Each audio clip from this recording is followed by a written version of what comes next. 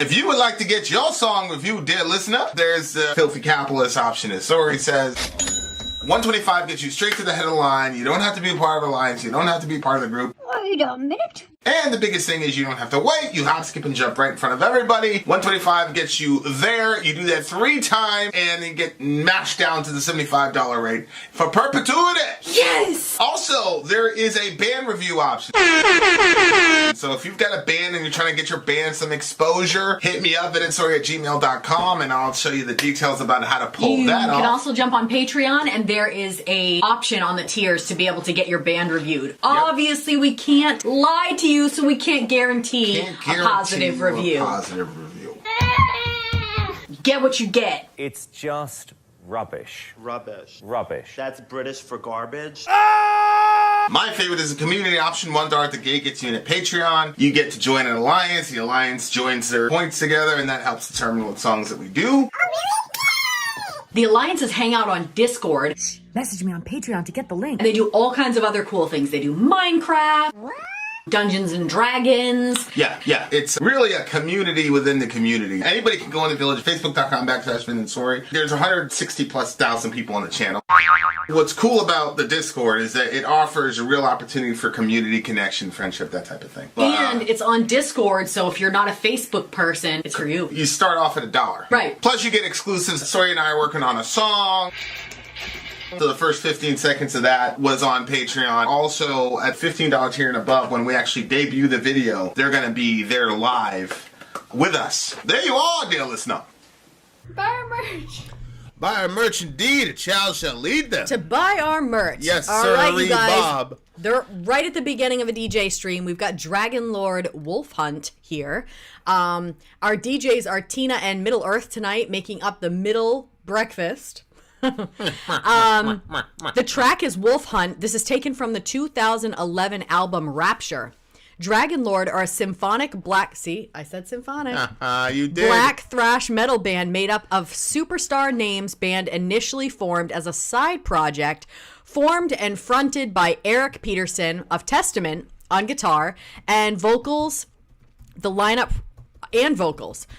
for this album included Steve how do you say this? DeGorgio? On bass, who was also in Testament at the time, Steve Smith of Nevermore, also on guitars, and John Allen on drums, who drums for Sadus. Current drummer is Alex Bent from Trivium, former Cradle of Filth guitarist Gian Pierce was hired as a touring guitarist. Great way to open. Okay.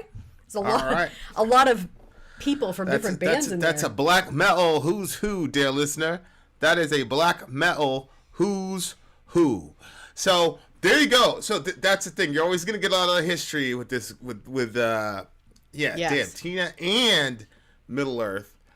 You're always gonna get a lot of history of the song itself. I love the blues on the album cover. If you guys see the album cover, it's a pretty cool album cover. Those are the lyrics. We're gonna get right into this song. Let's check it out. This is DragonLord Wolf Hunt. Let's do it.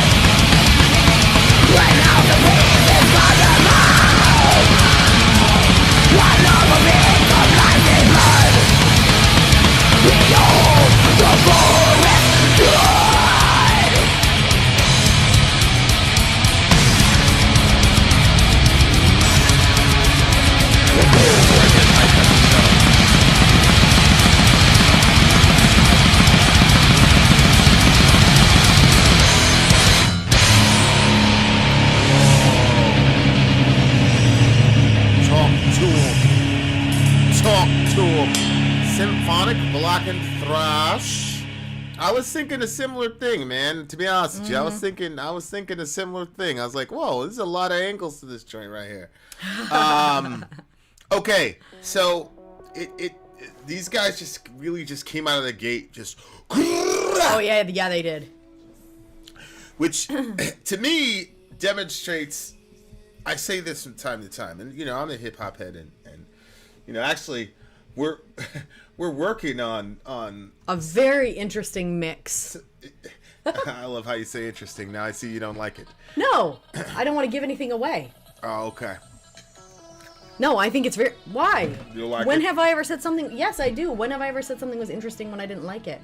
Well, I usually say something like when you really like something, you're very effusive. You're like, yeah. Oh. Especially if I write something. Yeah, that's But you're because. Like, oh, that was interesting. No. He's got a lot of different angles of different types of music coming into the same song, and it's especially the more it comes together, the more it's easy to see where it's going. But I think you have a lot more stuff that you're doing to it as well. It's very interesting. You guys are gonna like it. Or they won't. It's never been done before. Yeah. Michelle's baby tried to crawl today. Aww. We like baby's hair. We like baby's hair. We do. We do. Yeah, so I gotta get the thing up in here. So honestly, like, I say this sometimes. This is a song. I'm just gonna take this song lyrically as like being as straightforward as possible. Okay. This is a song about wolves. You know what I'm saying? It's like the lion's the king of the jungle. It looks like wolves are the king of the forest. I don't know. Wolves hang out in the forest? Yeah. Do wolves hang out there in the forest? Oh yeah, absolutely. Okay. So the lion's the king of the jungle. Wolves are king of the forest. Mm-hmm. And I just think it's just a badass. It's a badass kind of song. It's just dedicated to, you know, the wolves and what they can do. It's like I said. By moonlight, I knew it. I'm like, but you picture like the wolves running by moonlight. Yeah, like it's one of those things where it's like only metal can do that. Like you can't have a rap song. It would be such a corny rap song about wolves. Yeah, like you can't have like a major like Jay-Z. Like you cannot do a song about wolves. Just being about wolves. You have to use like.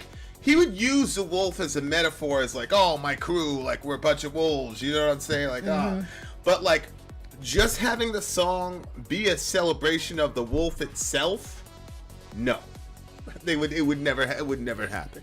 No. You know what I'm saying? They'd get laughed off the stage. Yeah, and like obviously. Yeah, but whenever you think of like, anytime I see like the moon looking like really crazy, especially like some like trees coming out in front of it, I'm always like, okay, that. Remember I said the other night, I'm like, there you go. There's a black metal moon for you. And yes. Wolves are like that too. Like the whole like they're in the moonlight. They're like they said the bloodlust. They're running through the woods. You can't tame them.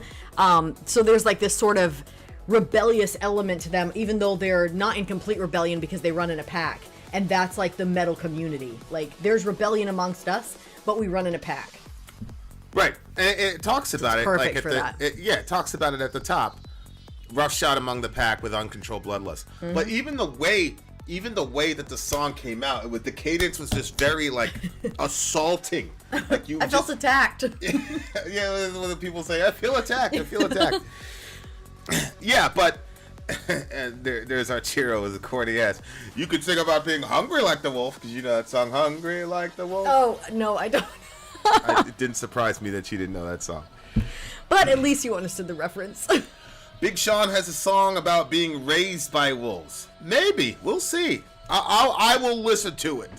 But of course, I'm not saying that it can't be metaphorical. I'm not saying it's impossible that it could be metaphorical. Maybe it's metaphorical. Who knows? Well, when it says bites down the jaws of Lukos, what's that? Where? Is that like a damned? Oh, Lukos unleashes hell. I don't know what Lukos is. Is it another way for saying lichen? Because lichen means wolf. I only know that because I was watching what do you call it? Underworld. Yeah. And in Underworld, they were called lichen. So you had werewolves versus vampires. Then you had a vampire falling in love with a werewolf, and it was like the lichen. And I was like, oh, okay, so that's wolves. Oh. Okay. Who rules the forest of the night? Red raging eyes howl at the moon.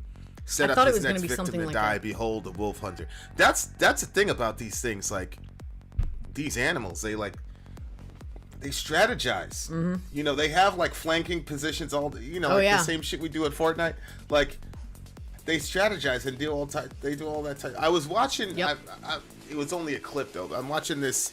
You know, sometimes the Discovery Channel will be like how we went from Neanderthal to Homo sapien, whatever, whatever, and like the battle between our ancestors and these animals who initially had the upper hand, and basically it's like we had to learn from them, then we had to outsmart them. Basically, it's like they were already doing these flanking maneuvers and all the rest of it, and then our ancestors had to like figure it out, use weapons, and it was a really interesting like.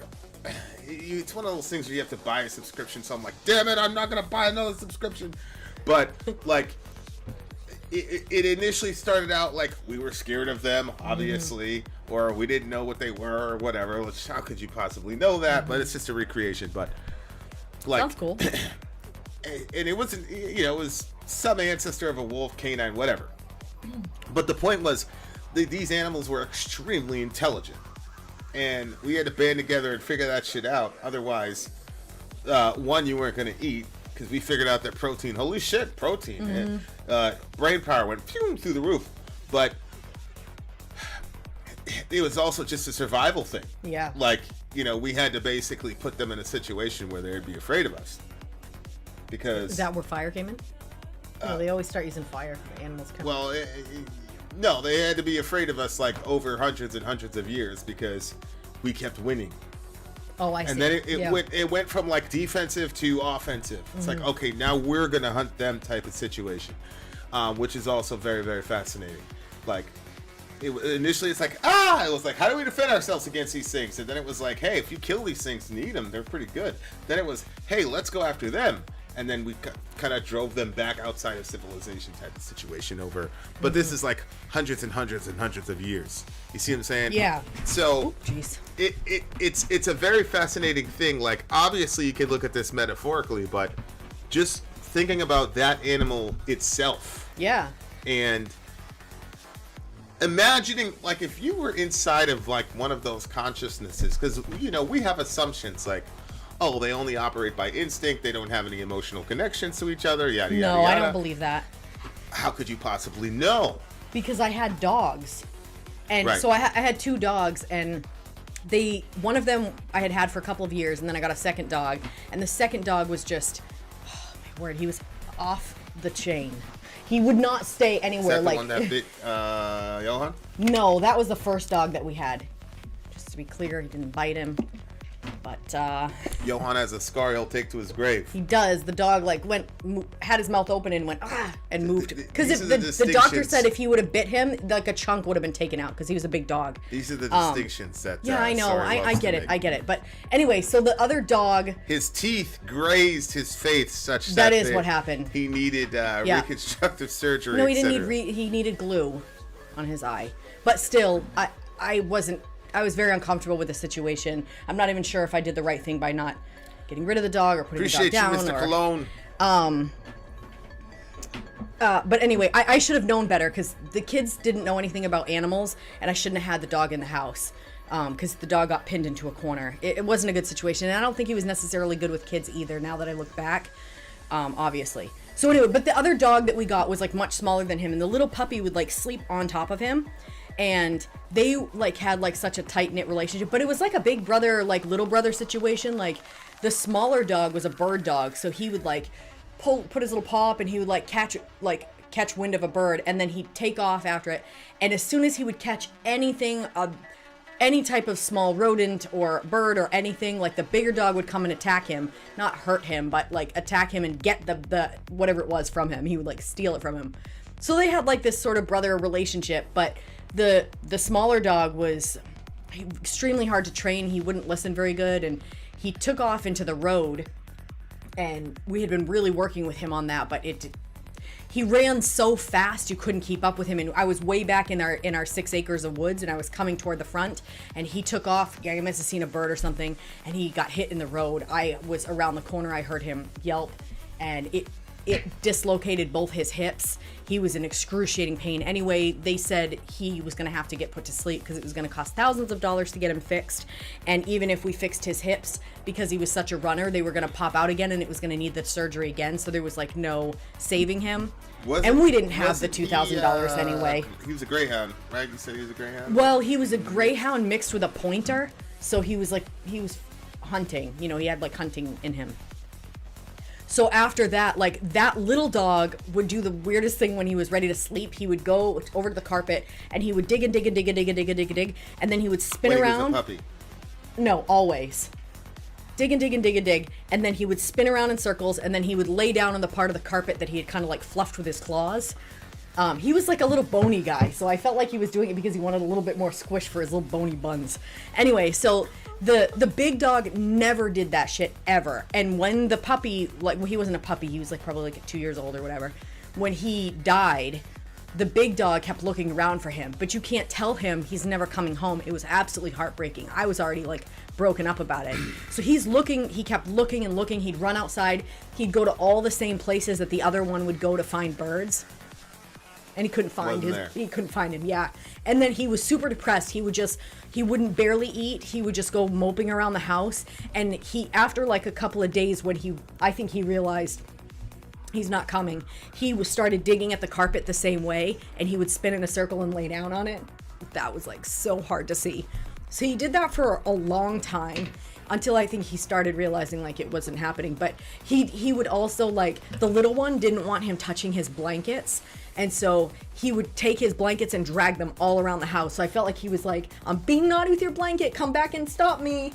So I saw emotion with the dogs and made me emotional. Still does. Yeah. So yeah, I know that fascinating. They had a relationship that was, you know, something special because he was doing all of that stuff. And like I said, it took him a while before he started. It took a couple of months before he started eating regularly again. Yeah, so that was, yeah. It's interesting because if you look here, it says transformation from Anthropus into a blood-crazed beast, which Anthropus would be human. Mm-hmm. So it looks like it's just talking about maybe it's going into some werewolf action as well, because you're transformed from human to a blood-crazed beast, etc. See what I'm saying? So it's like you're transforming, which... I wonder, Metallica did that song of Wolf and Man, and I just took it as like their, it's interesting, like, what's that band? Nergal's band. Behemoth.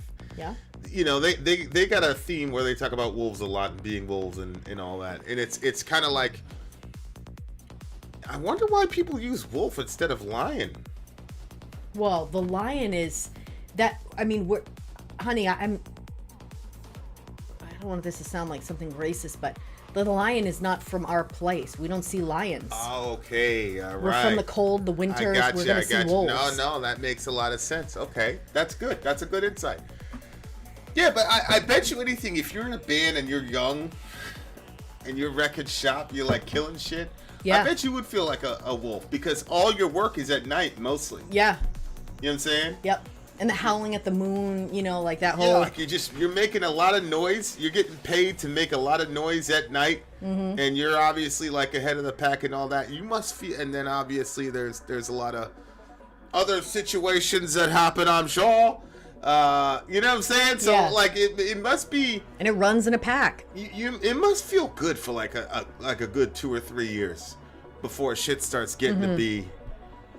Before the consequences of your lifestyle decisions start catching up with you. Yeah. You know what I'm saying? Oh, like, yeah. It must be like a pretty crazy feeling to be like, rah! In various different ancient Indo-European cultures, wolves or dogs would be sacrificed.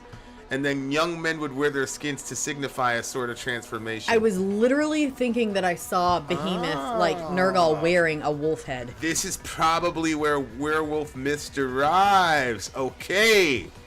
That makes sense. That makes a lot of sense. Okay. This was a really, really, really strong intro. What'd you give this song? I actually gave this one a 8.1. You guys know me. I'm not super into death metal, but this one was interesting. 8.1. I'm gonna give this an 8.8. I thought it was a really, really strong. I love. We were playing thrash last. Playing some thrash for you last night. That was fun when you did that. I felt like I was watching a YouTube channel. I should like. Vin teaches how to make a thrash riff. You were like thrash, and then you did prog, and then you like it was just funny watching. Yeah, this is all the extra scale work the fucking prog people will add to it for no fucking reason. But I like the blackened thrash aspect of it, which I don't know if that's like an official genre. I would have liked to hear more of the atmospherics a little bit, because like they were very sparing on it, but at the same time, I can understand. Like if I was in a band, I would be horrible, because I love hearing atmospherics at the end, but I would, during the process of getting there, I'd be like, no, that's too much. You know what I'm saying? Like it's not pure. You know what I'm saying? So, I guess, babe. So I feel like they were trying to figure out how much of it to use and what not to use. But really, really strong opening. And I would actually be very curious to hear more blackened thrash. That's a very interesting combination, actually.